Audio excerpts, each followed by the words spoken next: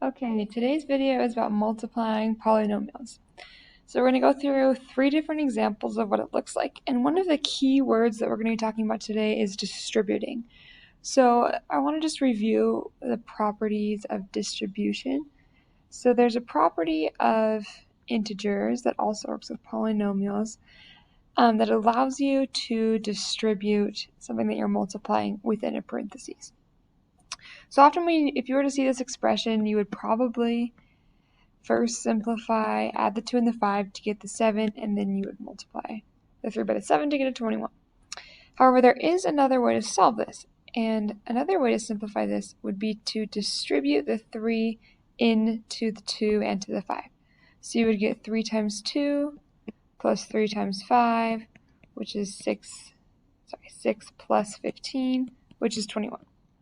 So it kind of seems like a longer way to do it in the second way, but it's important to know that we can do this kind of distributing. So this property is called distributing multiplication over addition. And we can do this with polynomials too. So let's take a look at a polynomial example. So say I have the expression 3 times x squared plus 3x plus 1. Let's just review some vocab really fast. This is a polynomial. There are 3 terms. The degree of the polynomial is 2. And the leading coefficient, which is the coefficient in front of your biggest value of x, is 1. So we're going to simplify this expression, and we are going to distribute the 3 into the polynomial. And that's going to look like 3x squared plus 3 times 3x is 9x. 3 times 1 is 3, so plus 3. So we could also do a similar thing if we wanted to multiply, maybe it was a 3x out front instead of just a 3. So I'm kind of changing the problem just a little bit. It's going to change our answer just a little bit, but the process is the same. We're going to distribute the 3x into each of the terms inside the parentheses. But now when we do 3x times 3x squared, we get 3x cubed.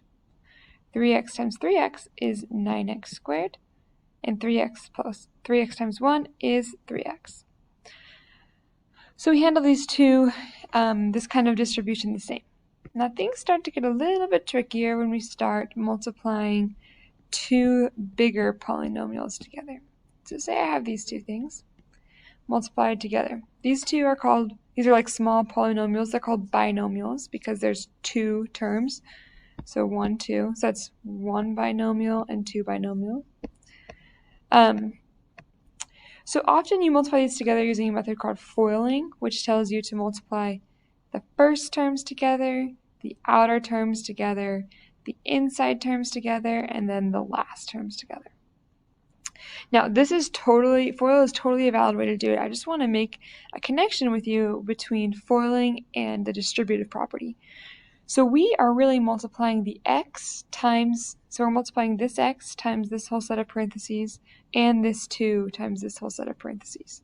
So I'm actually going to erase all these marks that I just drew for foiling. I'm going to show you what it might look like to think about this from a distributing perspective instead.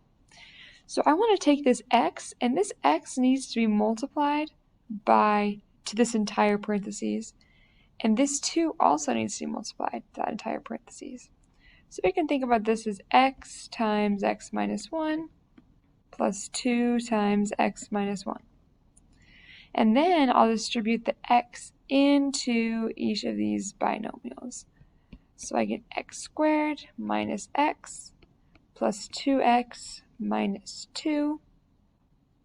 And then we can combine like terms just like we talked about yesterday. X squared.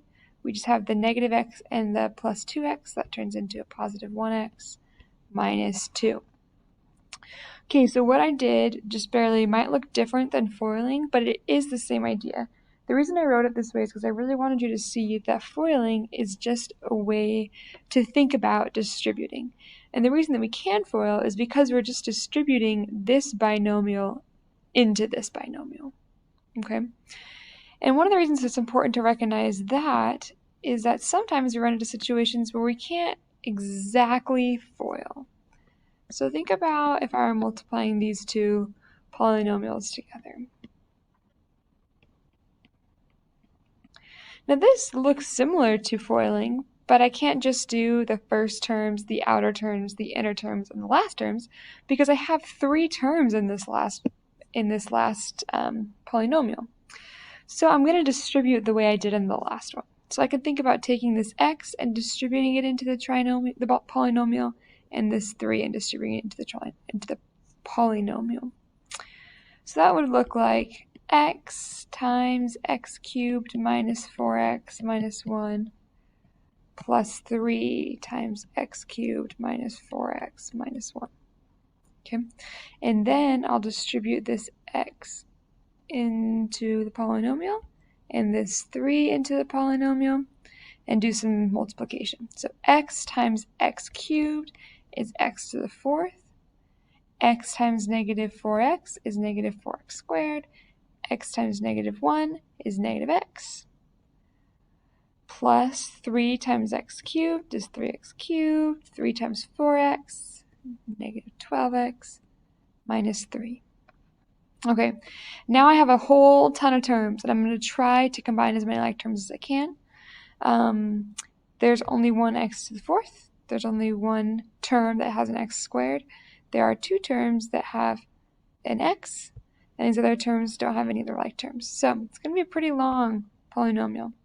I'm going to rewrite it in standard form, which means I start with the biggest power of x, x to the 4th, and then write the next lowest power of x plus 3x cubed, then my x squareds, then I have a negative x and a negative 12x, which gives me a total of negative 13x minus 3.